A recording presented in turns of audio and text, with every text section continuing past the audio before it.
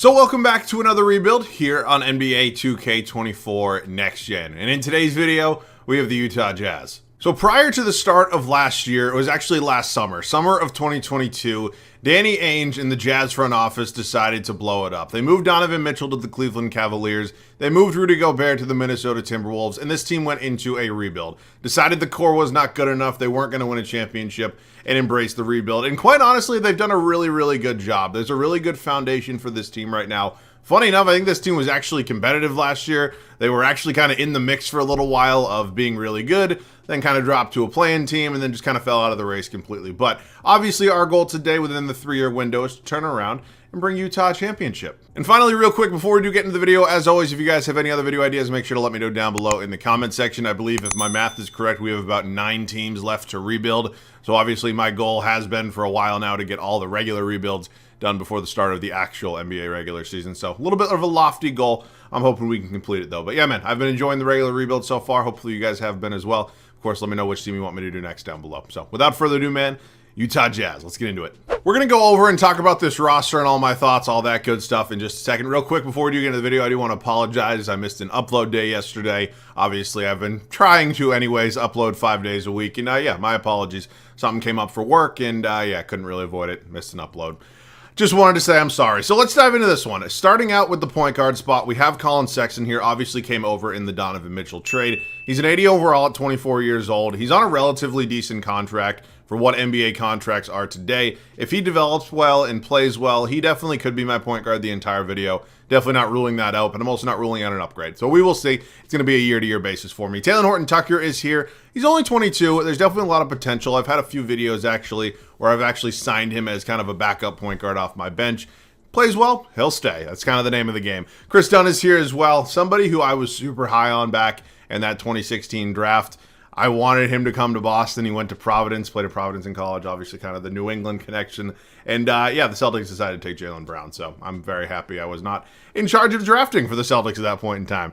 Shooting guard spot, Jordan Clarkson, I thought it was going to be moved, honestly. That did not end up happening. 3-year, $51 million, and yeah, he's here to stay. So we're going to figure it out, but he is 31. Chai Agbaje is here. He's 23 years old, was the 14th overall pick last season.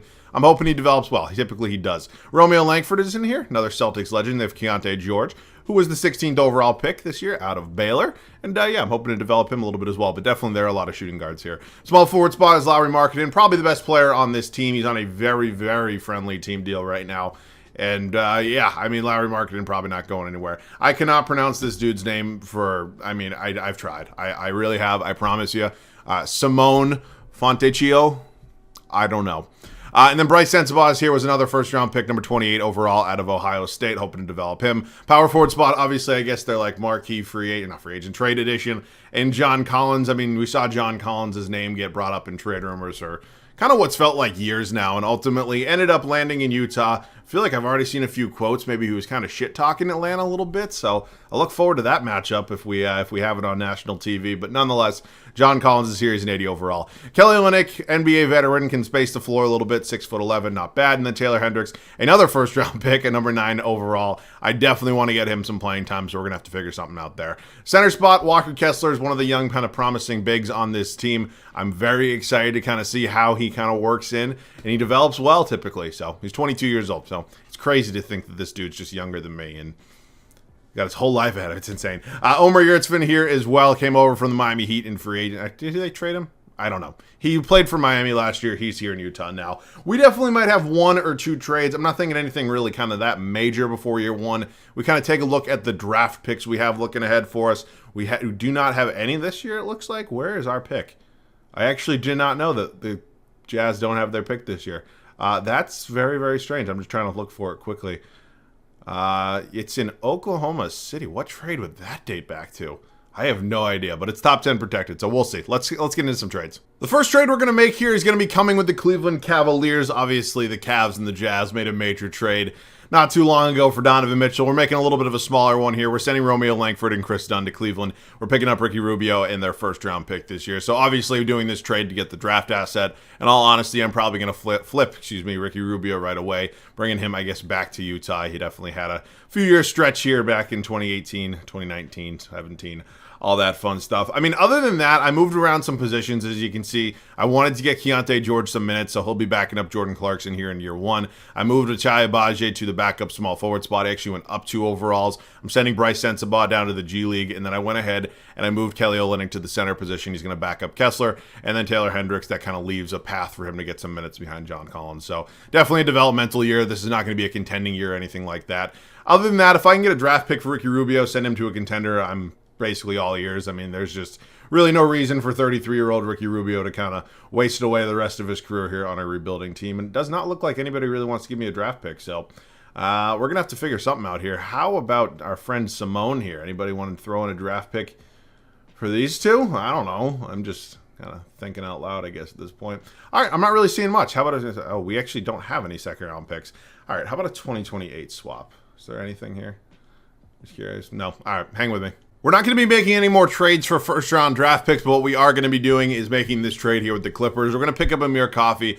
As I'm sure you can figure out, the only reason I'm doing this trade is because Amir Coffey is on a multi-year deal. Basically, he's going to be a trade, kind of draft maybe asset for me this offseason. So Amir Coffey is going to come in. He's not going to play, but he will be definitely tradable this offseason. So other than that, I really could not find a trade for Ricky Rubio that I really liked. I mean, that didn't really include me kind of giving up anything. None of these really made a ton of sense. He is on a multi-year deal. He's probably, in all likelihood, not going to be retiring. So I'm probably just going to hang on to him for now. Again, I feel a little bit bad, but it's okay. Who really gives a shit? So no trade here. Let's go ahead and set the rotation. I don't really foresee any other major trades, so let's go ahead and do that. So as previously mentioned, we do not have our first round pick this year entirely. It's top 10 protected, and it's actually owned by the Oklahoma City Thunder. I quite literally cannot remember what trade that dates back to. I think I saw something saying maybe it was the Derek Favors trade. I think at one point Utah might have sent him to OKC just kind of as a depleting asset, maybe a cash drop, whatever the hell you want to call it. Maybe they threw in a first. I have no idea. Nonetheless, I don't really think we're going to be top 10 bad. I mean, maybe we will be and we'll have that pick, but I'm suspecting we'll probably be in the lottery, just maybe around 12, 13, 14. That's just my guess. Anyways, we maybe even sneak into the play-in. I don't know. Colin Sexton, Jordan Clarkson, Lauri Markkanen, John Collins, and Walker Kessler. It's actually not a terrible starting 5. There's just really no kind of superstars in it. I mean, again, Lauri Markkanen's very good. Obviously, just won a most improved player, but I don't know. I don't think he's number 1 on the championship team. Not that we're competing this year. You know what I mean.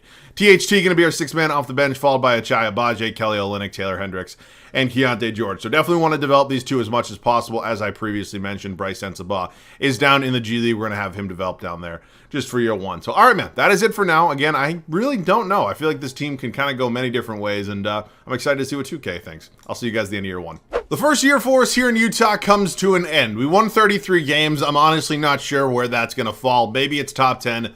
Maybe it's not. I don't really know. Nikola Jokic averages a triple-double, wins his 3rd career MVP. Victor Wembanyama, Chris Paul, Giannis, Paul Reed, Anthony Edwards, Nick Nurse is your coach of the year. I'm sure you all know why I fly through those quick. It's because they're the same goddamn players every single time. All right, taking a look at the standings real quick. We ended up as the 13 seed here in the West, which means we were 3rd from the bottom. And then here in the East, it looks like actually, I don't know. We might be very much on the kind of line. We're around 8-9 right now. I don't know. That's going to be interesting. We will see how the lottery treats us. That's not what I'm looking for. I'm looking for stats. Jesus fucking Christ, these menus have changed every fucking year. Lauri Markkanen, Jordan Clarkson averaged 20 a game. God damn, Jordan. Colin Sexton, THT, John Collins, Walker Kessler. Not bad. I mean, not bad. I'd like John Collins to score the ball a little bit more.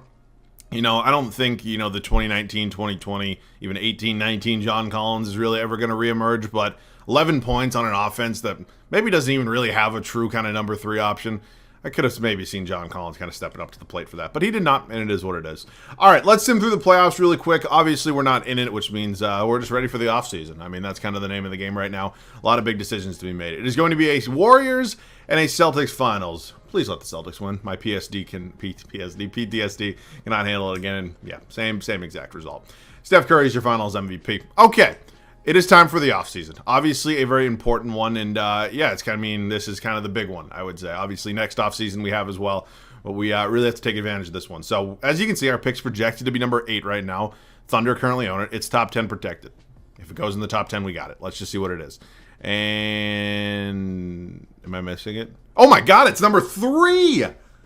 We jump all the way up from 8 to 3. I was looking at like 6, 7, like that like column, and then check the one to the right because I just assumed it fell up. But no, we move all the way up to the 3rd overall pick.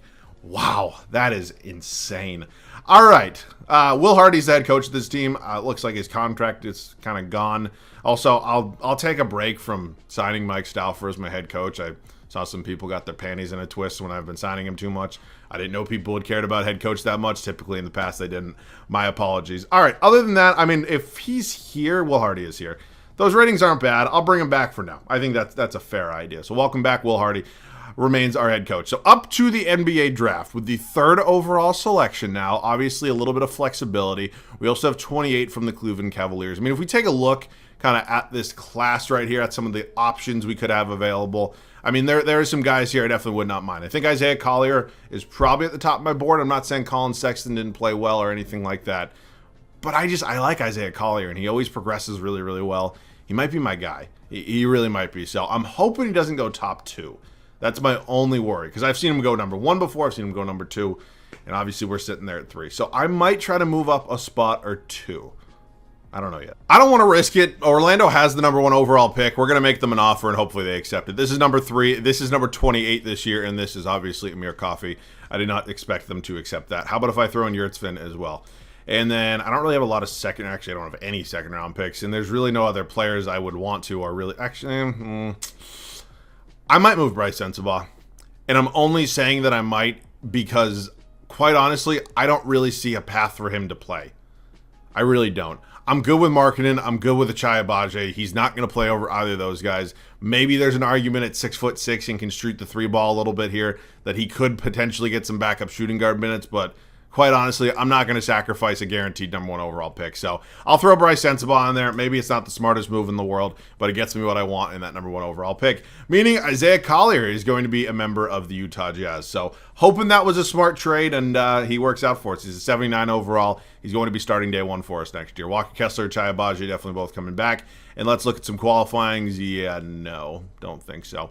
That dude looks like a personal trainer. All right, let's get into free agency right now. We have no real free agents. It looks like I know Taylor Horton-Tucker is a free agent, but honestly, I might just be able to even let him go. I mean, I don't really know. The shooting guard spot is definitely one I could upgrade. And I'm not saying that because Jordan Clarkson played bad. Actually, quite on the opposite end of the spectrum. He played really well for us. But at 32, I just don't know if he's a starting shooting guard on a championship caliber team. And that's obviously what we're looking to build. So definitely a possibility of a trade there. Probably nothing too crazy, but might come up with something.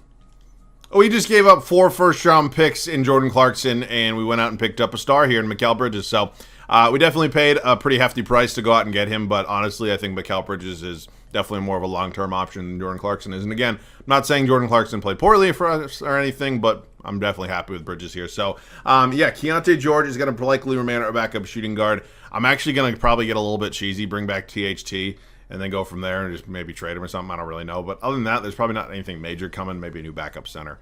We'll see. We actually have a little bit of money to play with here. I mean, not really money that like is going to be that important or that beneficial in the long run, but I wouldn't mind maybe bringing in like Zach Collins, Xavier Tillman. Maybe these are decent backup options. Kelly Olynyk's 33. His overall will likely go down. Zach Collins has an A-3.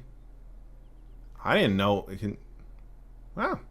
I mean, for a 7-footer, it's not terrible. I'm not gonna lie. I didn't know Zach Collins can stroke that thing. And good for you, Zach. All right, we'll bring in Zach Collins here. Welcome back to the team. I do not want to renounce Taylor Horton-Tucker. I'd like to bring him back as well. And, yeah, other than that, we'll just kind of go from there. So let's just wait one more day. Zach Collins is coming in, and then Taylor Horton-Tucker. We're going to re-sign as well and potentially work on some sort of trade, whether it's... Did I just fucking renounce him?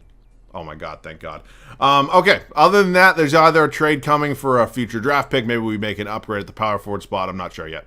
We are going to go ahead and make an upgrade at the power forward spot. We're sending Taylor Horton-Tucker, John Collins, and it's actually 2 future firsts. I actually only put up 1. The game put in 2. But we're picking up Aaron Gordon, obviously NBA champion. Is an expiring deal. It's definitely something we're going to have to keep our eye on. But I see Aaron Gordon. He's a level above John Collins in terms of talent. I'm very excited to have him here. So it does start giving up another 2 first-round picks. But we're also picking up KCP, and he's not going to stay with us. So if I can maybe get a draft pick for him, I'll happily take it. So let's just look at some options here. And okay, I see DFS in a first. Might be what I do. I mean, we're getting a player back pretty much no matter what. So who do I think can likely get me a first-round pick out of the players that I'm going to pick up here? So I'm assuming that DFS can probably net a first. I think that's probably the best trade. All right, thank you very much, Atlanta. And then let's now send DFS hopefully somewhere else for just thank you very much, Clippers. All right, that's reloading on some of the assets a little bit while improving the team. I think it was a good, kind of a good offseason for me. So excited nonetheless. See you guys at the start of year 2. Last season, we won 33 games and we're the 13th seed in the Western Conference. We do not want that to happen again. Obviously, we do not have any access to any first-round picks this year. At least I think so. We definitely don't have our own anyways. We're here. We're excited. We've obviously built out this core a little bit better. We have an entirely new backcourt with Isaiah Collier and Mikal Bridges. Markkanen's still here at the 3. I know he's an expiring contract this offseason. I will definitely be bringing him back. Newly acquired Aaron Gordon here at the 4, and then Walker Kessler at the 5. I think the bench got better as well. Colin Sexton taking over 6-man responsibilities off the bench. Chai Agbaje is developing quite nicely. New addition here in Zach Collins. And then Taylor Hendricks and Keontae George are progressing kind of nicely, but slowly. So we're going to see what they can kind of provide for us. I'm expecting them to hopefully stay and be competent enough. So I'm excited. This is a good team, though. I think we definitely should be a playoff team. I'll see you guys at the end of year 2. A much better second season for us here in Utah as we go 57-25. Obviously, that's a playoff record. Could even be a number 1 seed record. We will see. Ja Morant is your MVP. Isaiah Collier wins a Rookie of the Year for us. 15.5 points, 3.5 boards, 9 assists. I mean, just beautiful. We'd like to work on that 3-point percentage a little bit, but other than that, hell of a rookie campaign. Jaden Hardy's your 6th man of the year in Dallas. Giannis is your deep boy. Scoot Henderson, most improved. Jason Tatum, clutch player of the year. You know. And Mark Dagnall, coach of the year. So obviously that does mean that we are not the 1 seed here in the West, but I'm assuming we're maybe top 2. Well, let's find out. We are. We're the 2 seed here in the Western Conference. That's great. So we're going to be facing a play-in team. No matter who it is, here's a look at the Eastern Conference. Feel free to pause if you wish. And let's just dive into these stats on the season. Markkanen, Bridges, Gordon, Collier, Sexton, Kessler. I mean, this looks good to me. I mean, there's really nothing on here I'm seeing that's like crazy, kind of unexpected. So I'll take it. Very, very solid. All right, let's dive in. Who do we got here in round 1? It's going to be the Denver Nuggets. Not fun. Oh, boy. All right, so how Klay Thompson is here, I do not know. I'm not sure what they traded. Obviously, I would say Aaron Gordon, but he's here. We made the trade. So I don't know how Klay Thompson is in Denver. Oh, wait. No. Did I trade Clark? I don't fucking know. Honestly, I'm confused. I don't know. I don't care. All right, we're up 2-0 here on Denver in round 1. We're up 3-0. Wow, we just swept a team that arguably was better than us. Moving on to the Memphis Grizzlies here in the Western Conference semifinals. Obviously, we all just saw Ja Morant win an MVP. Of Desmond Bane here at the 2. David Roddy here at the 3, probably the weakest spot in that starting 5. And yeah, looks like they have a relatively decent bench. So let's see. Can we beat Memphis here in the MVP and Ja Morant in the Western Conference semifinals? We're 2-2 with them right now. We go up 3-2, and we are advancing to the Western Conference Finals here in year 2. Here's a look at the Oklahoma City Thunder. SGA, Josh Giddey, Lou Dort, Jalen Williams, Chet Holmgren. They're young, but they are talented. That's what I'll say about the Thunder right there. Scare me a little bit. We're down 2-1 at this moment. Big game 4, we win. We go up 3-2, and we're going to game 7 in the Western Conference Finals. Can we get it done? We are... Wait. Did we lose? Wait, I thought we won. This game is so fucking stupid and so frustrating. Like, I do not... Why? Why would a player that lost be like a conference finals MVP? I get it. SGA played really well. Is that like the same thing back? What finals was it?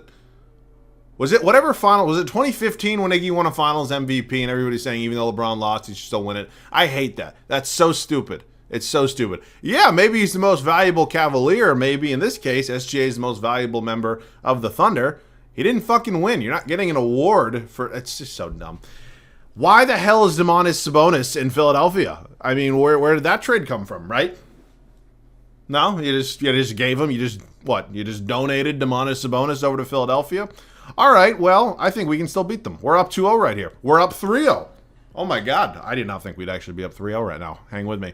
And we're going into Philadelphia here in a closeout game. And, okay, they're actually battling back a little bit. Now we're kind of running them out of their own fucking building. Is this really a sweeping championship team? I guess so. I'll see you guys in there. Actually, oh, hey, it's actually a 4-point game. Hell of a fourth quarter. Let's hold this lead. Here in Philadelphia, Domantas Sabonis at the free throw line. Again, not exactly sure how he ended up in a Sixers jersey, but...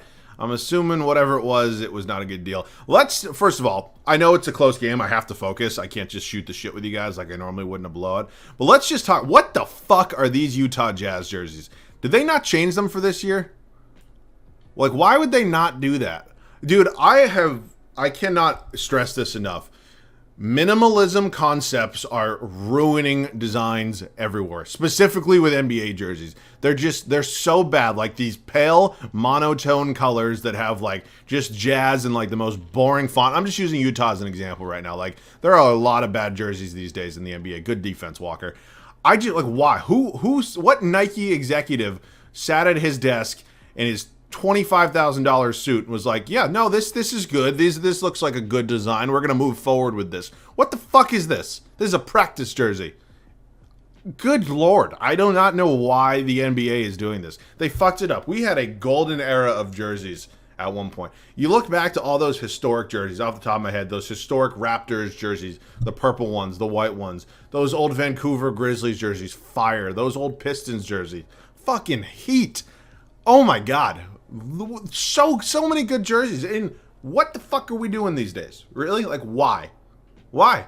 People get paid thousands of dollars to be graphic designers and design this shit. I could have came up with this shit on Canva in 2 seconds. There's absolutely no fucking way that somebody should be getting an actual salary to design this Jazz jersey. Sorry. Thank you for coming to my TED Talk. Joel Embiid, goddamn. All right, we got to lock it in right here. We got to lock it in. It's a 5-point game, minute 55 left. And yeah, I mean, this one is definitely not over yet. So what I'm going to do, I'm going to be a bit of a scumbag. I'm going to call it an ISO, and then I'm going to call a floppy. I don't know who I really want shooting it. It's probably going to be Bridges.